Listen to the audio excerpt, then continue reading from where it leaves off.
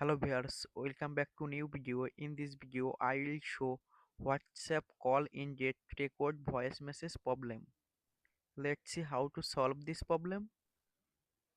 Go to phone setting,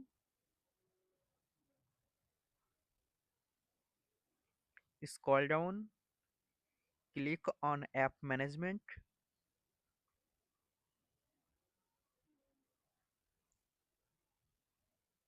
tap on app list,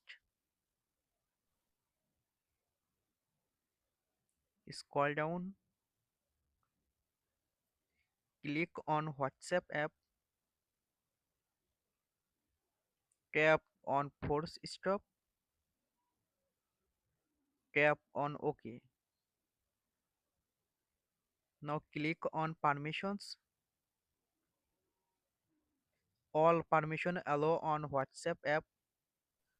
Now open on WhatsApp app.